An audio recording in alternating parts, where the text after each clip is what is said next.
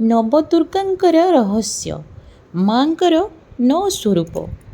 ଶୈଳପୁତ୍ରୀ ପର୍ବତରାଜ ହିମାଳୟଙ୍କ ପୁତ୍ରୀ ହୋଇଥିବାରୁ ପାର୍ବତୀ ମାତାଙ୍କୁ ଶୈଳପୁତ୍ରୀ କୁହାଯାଏ। କାରଣ ପର୍ବତର ଅନ୍ୟ ନାମ ଶୈଳ। ବ୍ରହ୍ମଚାରିଣୀ ଅର୍ଥାତ୍ ମାତା କଠିନ ତପସ୍ୟା ଦ୍ୱାରା ପ୍ରଭୁ ଶିବଙ୍କୁ ପାଇଥିଲେ, ତେଣୁ ମାଙ୍କୁ ବ୍ରହ୍ମଚାରିଣୀ କୁହାଯାଏ। ଚନ୍ଦ୍ରଘଣ୍ଟା ଅର୍ଥାତ୍ ଯାହାର ମସ୍ତକରେ ଚନ୍ଦ୍ର ଆକାର ତିଳକ ଅଛି, ତେଣୁ ମା ହେଲେ ଚନ୍ଦ୍ରଘଣ୍ଟା। କୁଷ୍ମଣ୍ଡା ବ୍ରହ୍ମାଣ୍ଡକୁ ଉତ୍ପନ୍ନ କରିବାର ଶକ୍ତି ପ୍ରାପ୍ତ ପରେ ତାଙ୍କୁ କୁଷ୍ମଣ୍ଡା କୁହାଗଲା। ଉଦରରୁ ଅଣ୍ଡ ପର୍ଯ୍ୟନ୍ତ ସେ ନିଜ ଭିତରେ ବ୍ରହ୍ମାଣ୍ଡକୁ ସ୍ଥାନ ଦେଇଛନ୍ତି, ସେଥିପାଇଁ ତାଙ୍କୁ କୁଷ୍ମଣ୍ଡା କୁହାଯାଏ।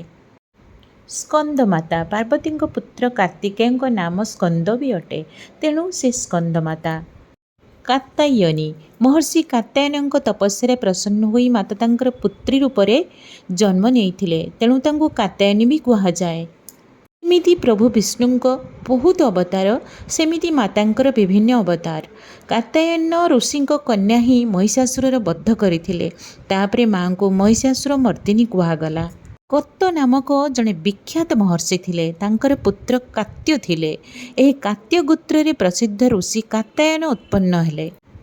କାଳରାତ୍ରି ମା ପାର୍ବତୀ ଦେବୀ କାଳ ଅର୍ଥାତ୍ ପ୍ରତ୍ୟେକ ପ୍ରକାର ସଙ୍କଟର ନାଶ କରିଲା ବୋଲି ଅଟନ୍ତି, ସେଥିପାଇଁ ତାଙ୍କୁ କାଳରାତ୍ରି କୁହାଯାଏ। ମହାଗୌରୀ ମାତାଙ୍କ ରଙ୍ଗ ପୂର୍ଣ୍ଣତଃ ଗୌର ଅର୍ଥାତ୍ ଗୌରା, ଏଥିପାଇଁ ସେ ମହାଗୌରୀ। କିନ୍ତୁ କେତେକ ପୁରାଣ ଅନୁସାରେ କଠୋର ତପସ୍ୟା କରିବା କାରଣରୁ ଯେବେ ତାଙ୍କର ରଙ୍ଗ କଳା ପଡ଼ିଗଲା, ତେବେ ଶିବ ପ୍ରସନ୍ନ ହୋଇ ତାଙ୍କର ଶରୀରକୁ ଗଙ୍ଗାଙ୍କ ପବିତ୍ର ଜଳରେ ଧୋଇଦେଲେ। ତାପରେ ମା ବିଦ୍ୟୁତ୍ ପ୍ରଭା ସମାନ ଅତ୍ୟନ୍ତ କାନ୍ତିମୟ ଗୌର ହୋଇ ଉଠିଲେ। ତେବେଠାରୁ ତାଙ୍କର ନାମ ମହାଗୌରୀ। ସିଦ୍ଧିଦାତ୍ରୀ ଯେଉଁ ଭକ୍ତ ପୂର୍ଣ୍ଣତଃ ମାଙ୍କ ପ୍ରତି ସମର୍ପିତ ରହେ, ତାଙ୍କୁ ମା ପ୍ରତ୍ୟେକ ପ୍ରକାର ସିଦ୍ଧି ଦେଇଥାନ୍ତି, ତେଣୁ ମା ହୋଇଗଲେ ସିଦ୍ଧିଦାତ୍ରୀ।